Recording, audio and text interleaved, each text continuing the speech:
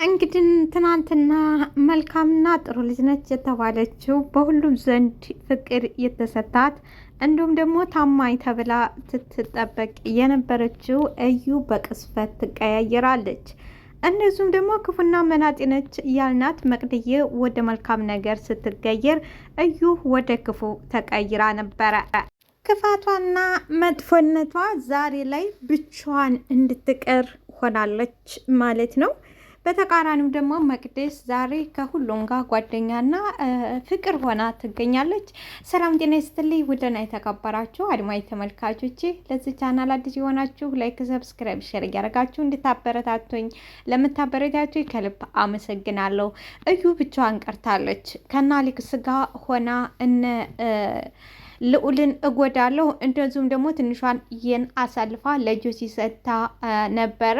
ሆኖም ግን ሁሉም ነገር ሳይሳካላት የቀረችው እዩ አሁን ላይ ብቻዋን እንድቹ ቅርት ብላለች። በጣም ታሳዝናለችም። እንግዲህ እንደምናውቀው ከዚህ በፊት ልዑል አፍቅሯት ነበረ። አፍቅሯት ፉን ፉን ብላበት ነበር። በመጨረሻም ያው ተጣልተው ቀርታ ነበረ። አሁን ላይ እሷን ለማናደድ በማለት እንግዲህ ልዑሌና መቅደስ ፍቅር ጀምረዋል። ፍቅር ያኔ እሷን ለማናደድ ማለት ነው። እና ትምህርት ቤት ግቢ ደርሰው ነበረ። ቀደም ሲሉ ትንሿ አየና መቅደስ ነበሩ። በዛ በመቀጠል እዩ ትመጣለች። አዩም ጥያቄ ስታቀርብላት መልካም ነገር አንዲችም ሊመልሱላት ፈቃደኛ አልነበሩም። እንግዲህ ክፉ ሰውና መጥፎ ስኮኑ መጨረሻ ላይ መጨረሻችሁ አያምርም፣ ብቻችሁን ትቀራላችሁ ማለት ነው። ምክንያቱም ሰው የዘራውን ያጭዳል። ግን በጊዜ ይቅርታ ጠይቆ ወደ ራስ ተመለሰ ደግሞ ልክ እንደ መቅደስ መልካም ይቀጥላል ማለት ነው። እናም እንግዲህ እዛ እንደነበሩ ሶስቱም እዛ ቆመው እንደነበሩ ልዑሌ ይመጣል። ልዑሌ እንግዲህ የኔ ቆንጆ የኔ መልካም በማለት እንግዲህ እዩ ፊት መቅዲን ሲንከባከባት አሁን ትምህርት ስለሌለ አሪፍ ቦታ ወስጄ ምሳ ጋብዝሻለሁ ምናምን እያለ ሲላት ልክ እዩዬ እንግዲህ ጨርቋን ነው የጣለችው። በጣም ተናደደች። በጣም ትክን ነው ያለችው። ከዛ በመጨረሻ መቋቋም ሲያቅታት ትታቸው ትሄዳለች።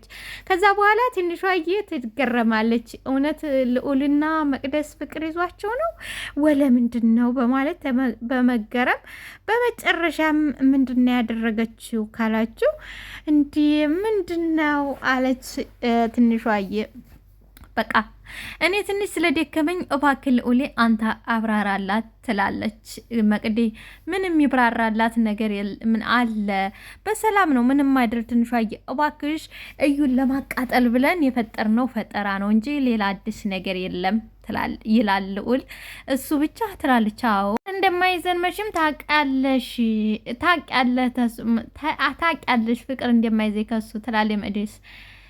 ልዑልም ኧረ እባክሽ አትሽ ነው እንጂ ብታገኙ ምልቲ ነው ይላታል። በልበል አረብ እንግዲህ ስታፈቅረውና ስትወደው ታታስበው ፍቅር ውስጥ ድንገት ጥልቅ ብላ ራሷን ፍቅር ላይ ያገኘችው በቡቻ ፍቅር ሀረግዬ በድንገት ቡቻ ሲለያት ደንግጤ ውስጥ ገብታለች። እሷ ብቻ ደንግጣ አርፋ አልተቀመጠችም። ጓደኞቹን ሁሉ እየረበሻቻቸው ነው። ምን እንደሆነ አላቅም፣ ምን እንዳደረኩት አላቅም በማለት በጣም ተጨናንቃ ነበረ። መቅደስም ደውላ ብትጠይቀውም ጥሩ ምላሽ ሊመልስላት አልቻለም። ለአንዴና ለመጨረሻ ብጠይቀዋለሁ በማለት ይዙዬ ያገኘዋል መንገድ ላይ። ልክ ቡቻ እንግዲህ አይቶ እንዳላየ ሊያልፈው ሲል ይዙዬ ቡቻ ይለዋል። አቤት እውነት ልታልፈኝ ነበረ? እውነት እያየህ ዝም ብለህ ልታልፈ ነበር ወይ ሲለው ቡቻም አረኒ አላየውህም ይላው። እንግዲህ መጀመሪያ እምልህ አለው እናቴ መሞቷን አልሰማህም ወይ? የምን ሞት? እናቴ እኮ ሞተች። መቼ አለው። ትንሽ ቀን አለፋት። ወይኔ ነፍሲ ማር፣ ግን አንተ ማንም አልነገር ሆይ ብሎ ጥያቄውን ይቀጥላል። ይዙዬ አረኔ ማንም እኮ የነገረኝ የለ፣ ማንንም አላገኘው፣ ማንስ ይነግረኛም ብለህ ነው ይላል። እንዴ ካረጋ ትታወሩ በአጋጣሚ እንኳን አላወራችህም ወይ?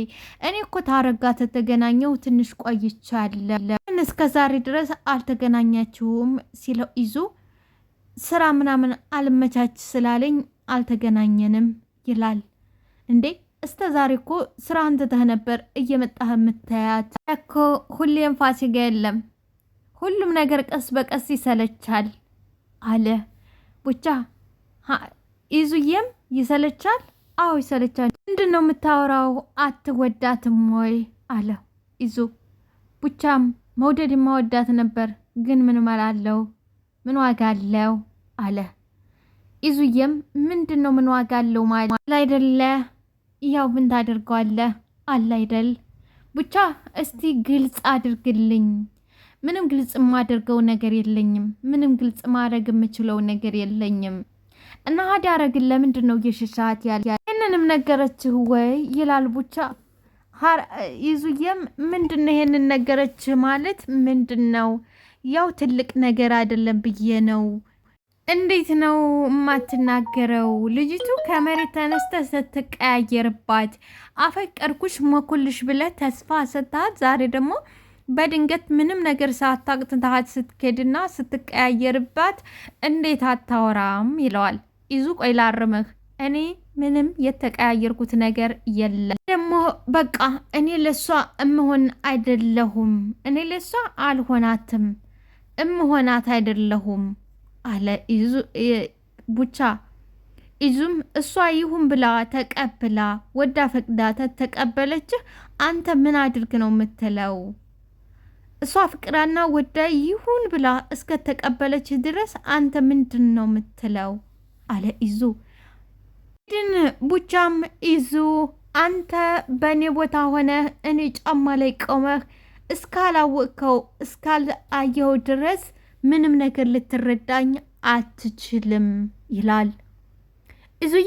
ይዙዬም በአንተ ጫማ በአንተ ቦታ ላይ ቆሜያለሁ፣ እሺ አስረዳይ ልስማህ አለ ቡቻ። እየቀጥ ለእናቴና ለእህቴ ያለኋቸው እኔና እኔ ብቻ ነኝ።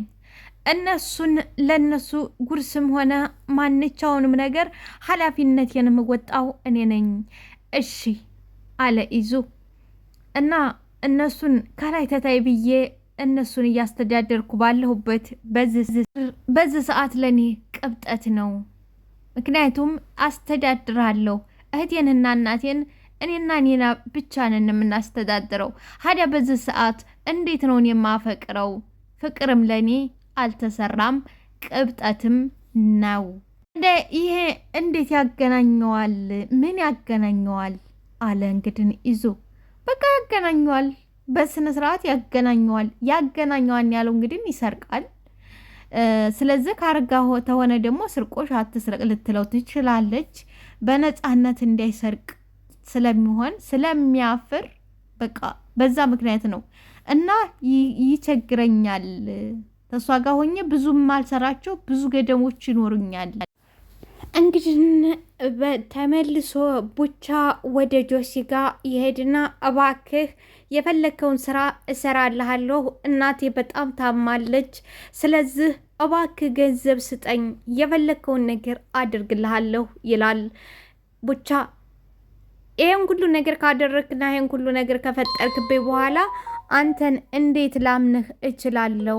አንተን ላምንህ ፈጽሞ አልችልም በማለት ሲለው እባክህ አንድ እድል ስጠኝ፣ አንድ እድል ብቻ እባክህ፣ አንድ እድል ነው የምፈልገው፣ ሌላ አልፈልግም።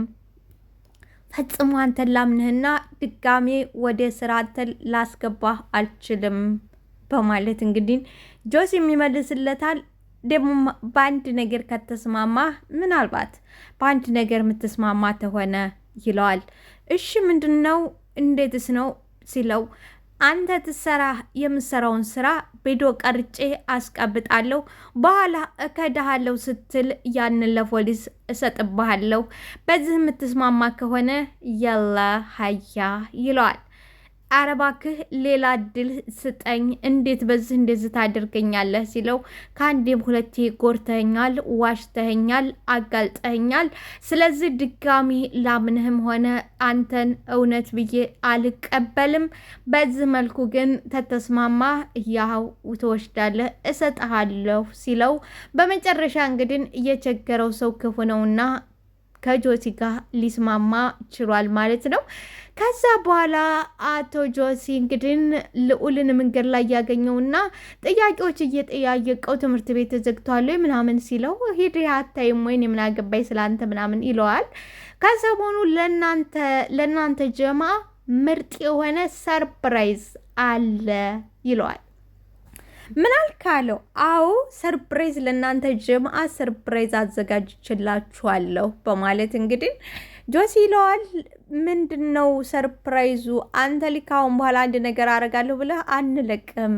አይ ምንድን ነው የምታደርገው ይላል። እንዴ ሰርፕራይዝ እኮ አይነገርም፣ ሰርፕራይዝ ወረድ አይነገርም። ስለዚህ ተጠንቀቅ ወንድሜ ይለዋል ጆሲ ልዑልን። ወንድሜ አትበለኝ፣ ሁለተኛ ወንድሜ እንዳትለኝ። እኔ እንዳንተ ያለ ክፉና ከሃዲ ወንድም የለኝም፣ ሊኖረኝም አይችልም። እንዴት ነው ወንድም የማልልህ? ወንድሜ ነን፣ ሁላችንም በአዳም በኩል ወንድማማቾች ነን ይላል ጆሲ።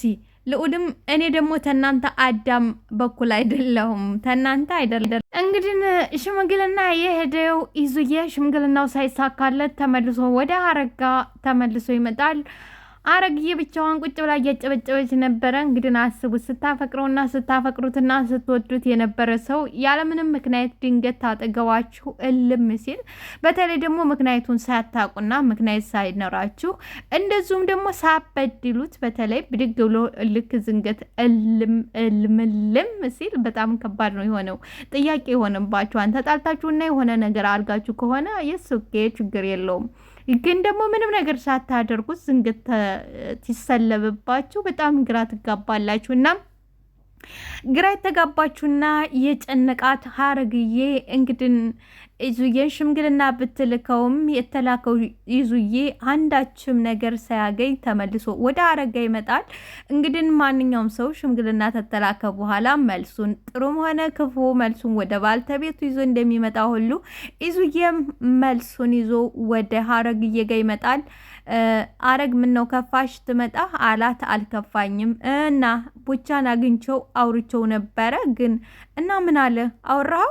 አዎ አውራውት፣ ግን ወሬው ምንም ሊገባኝና ልንግባባ አልቻልንም ይላል ይዙ። ሀረግዬም ምንድን ነው እያለ ያለው? ምን አለ? ምንስ ነው ብላ ጥያቄ ስታቀርብለት ይዙ ታማለች ምናምን ምናምን ነው የሚለው። ብቻ እኔ ምን እንደሆነ አልገባኝም አለ ይዙ። እኔና ሀዳ የእሱ እናት ታመመች አልታመመች እኔ ሀረግ ይመለከተኛል? ሀረግዬ ሀሩዬ ተረጋጊ፣ እሱም ተራሱ ጋር አይመስለኝም ይላታል።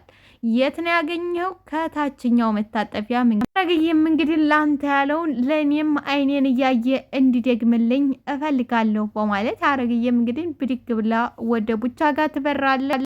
ቡቻዬም ቁጭ ብሎ ነበር ከዛፍ ስር ተግዞ ያችን ትንሽም ጊዜ ብኮን ያሳለፏትን ነገር እያሰበ ነበርና እየበረረች ሄዳ በል ለኢዙ እንዳልከው አይኔን እያየህ በለንም ንገረኝ አለችው። ኢዙም ተከትሏት እየበረራ መጥቶ ስለነበረ በዚህ መልኩ አይደለም ተረጋጊ ሲላት ኢዙ ረፍ ቡቻ በላንተ ንገረኝ አለች። ረግ እባክሽ ተይኝ አላት። ለምን እኔ አልሆንሽም አለመሆንህ አሁን ነው የታወቀ። ይሄን ያህል ርቀት ስሄድ ለምን ዝም አልከኝ? ሁሉም ነገር ጥፋቱ የራሴ ነው አውቃለሁ። እሺ ሌላውን ተውና አሁን አይሆንም ያልክበትን ምክንያት ብቻ ነግ። ይሄ ዶማ ቀለድብኝ ትላለች ሀረግዬ። ዶማነቱ አሁን ቲቶች ስትሄድ ነው ያወቅሽው በማለት መቅደስ ትላታለች። ዋ አንቺ ረፊ ለሱ ወደ አንቺ እንዳልዞር ትላለች። እንዬም ብታርፍ ይሻልሻል መቅደስ ለሱ የመጣው ላንቺም እንዳይተርፍሽ በማለት እንግዲህ ሀረግዬ በአሁኑ ሰዓት ራሷን አታውቅም በጣም